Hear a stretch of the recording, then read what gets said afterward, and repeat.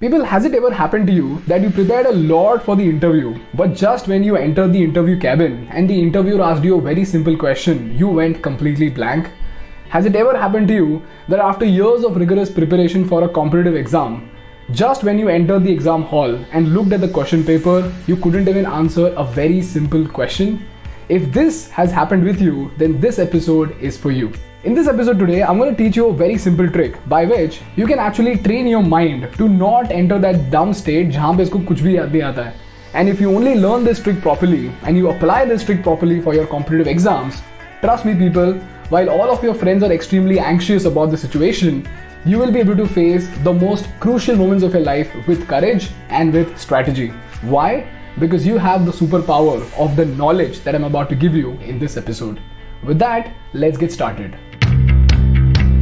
So the first question is, people, why do we exactly go blank during these situations? And the answer lies in the history of evolution of mankind. As it turns out, people, if you look at the history of mankind, we actually went from being an insignificant ape to becoming the rulers of the world. And when this massive transition happened, our brain underwent a massive evolution process, as a result of which today we actually have two operating brains. तो जब भी हम cavemen थे तभी हमारे पास जो दिमाग था that was actually meant only for survival. We were supposed to move fast, we were supposed to escape the weather, we were supposed to escape the predators, and we always had to stay cautious about what exactly is happening in our surrounding so that we can protect ourselves, our tribe and our family. So the brain of the caveman was actually the brain which was meant to survive. And this brain is a dumb brain. He does not understand mathematics, he does not understand arithmetic, he does not even understand complex languages. And as it turns out, because we evolved so fast, even today, that brain is still active within our mind. And the second brain is the reason why we became the rulers of the world, and this brain is called the neocortex. This part of the brain is called the neocortex. And neocortex is the reason why you're able to think critically. Neocortex is the reason why you're able to do logical reasoning and every other superpower that we human beings possess over the rest of the creatures. And because we have two operating brains, as it turns out, depending on the situation, our body actually decides which one of these two brains to actually deploy. So to put that straight, people, you actually have two brains within your head. The first brain is like a monkey, जिसको कुछ नहीं आता है, उसको सिर्फ escape करना आता है, उसको सिर्फ भागना आता है. And the second brain is like a scientist. This guy is a well-educated person who can remember and think logically. But you know what is a fun fact? In दोनों brains में से, depending on the situation, you can only choose one brain to operate with. So you either operate with the monkey's brain or you operate with the scientist's brain. And you know what is the deciding factor for this? The deciding factor for this is stress. Your body decides the moment stress pops up, you have to operate like a monkey because you have to escape that situation. And when there is no stress, your brain operates from the mode of a scientist. That is when you learn a lot. And the reason why you go blank during these anxious moments is because when you learn everything, you are actually operating with the scientist's brain. But when you attend the interview, because of the stress, your body actually operates with the monkey's mind, जिसको कुछ भी याद नहीं रहता है. So you train a scientist and you become a monkey when you go and write a paper.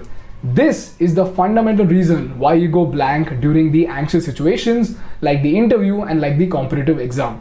तो सवाल ये है, is there a way by which you can train your mind to not operate like a monkey and operate like a scientist? And the answer to that is absolutely yes. The answer lies in actually finding out what exactly is the deciding factor based on which the body decides whether to use the monkey or to use the scientist. And as it turns out, people, this deciding factor is a hormone called cortisol. Now, if you read about cortisol, it is a stress hormone. And the moment your brain senses that the situation that you're about to enter is a situation of emergency, as in a stressful situation, the brain immediately switches off the scientist brain and asks the monkey brain for help to escape the situation. So if you can somehow trick your brain into understanding that the situation that you are in is not a state of emergency, then your brain will not deploy the monkey and it will operate with the mind of a scientist, hence keeping you very calm, hence retaining all the knowledge that you have learned using the scientist brain. The question is, how do you exactly do it? Now the answer to that lies in the lifestyle of a firefighter. Now, I don't know how many of you guys have actually spoken to a firefighter, but if you do so, you will know that when the first time the fire happened, the young firefighter was actually shit scared of the fire. But the second time when the fire happened, this guy was a little less scared. And by the fourth time, they became completely numb to it. But when the sixth time, when an even massive fire breaks out, even if that fire was the most dangerous fire he has ever seen, even then the firefighter does not get scared. And the reason why he does not get scared is because he has constantly put his brain in a state of emergency. Eventually, the brain understood that state of emergency is not really a state of emergency, ये तो रोज ही होता है. And the moment you can trick your brain to understand, ये तो रोज ही होता है, it will stop secreting cortisol, or at least it will decrease the secretion of cortisol. Eventually, it will not deploy the monkey, it will deploy the scientist, eventually helping you remember everything during the most crucial moments of your life. Now, people, in the context of the competitive exams, here are the states of emergencies that you have to train your brain with. Alright, listen to this very, very carefully because this is very, very important. The first state of emergency is the state of emergency caused due to time consciousness. Now, people, all of us understand that अगर 3 घंटे का paper है, so, we tend to write very, very fast in the last half an hour of the paper. And that is when we tend to miss out and we tend to mix up a lot of things if we encounter a very tough question. So the first state of emergency is the state of time consciousness. And the best way to practice time consciousness would be to do these 3 things. First of all, अगर paper 3 घंटे का है, तो जब तुम practice करते हो तो 2.5 घंटे में उस पेपर को सॉल्व करने की कोशिश करो. क्यों? Because when you do it in 2.5 hours, your brain is going to declare emergency in the last half an hour. And us rush hour maybe, if you're able to solve the paper properly, that is when your brain is not declaring an emergency.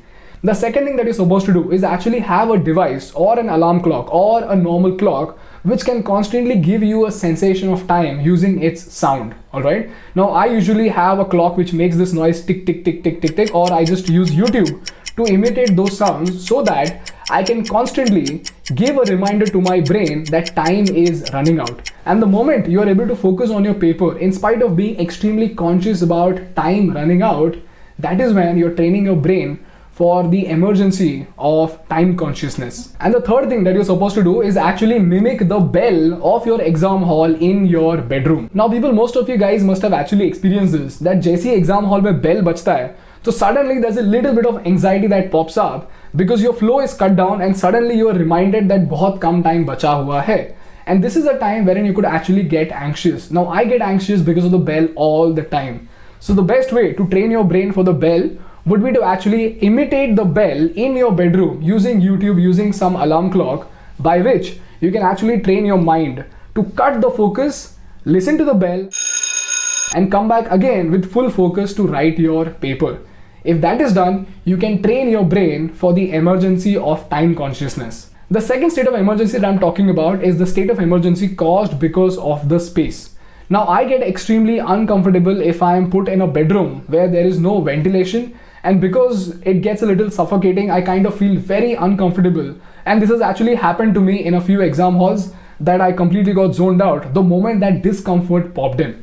So the state of emergency got declared because of the discomfort caused due to the space. Alright, and the best way, for some people this might be about open spaces, for some people it might be about small spaces. To me, it is about small spaces. So depending on where do you exactly get anxious, now this is a question of self-awareness. You should actually put yourself to test and write the paper in 3 hours using the bell in an open space or in a closed space depending on your state of emergency, and train your brain to perform at its level best even in those spaces where you experience discomfort. And the third state of emergency is the most common state of emergency of all, and that is distraction. Now, some people get intimidated when there is extreme silence. Now, for me, it's extreme silence. And some people get anxious when there is a lot of noise.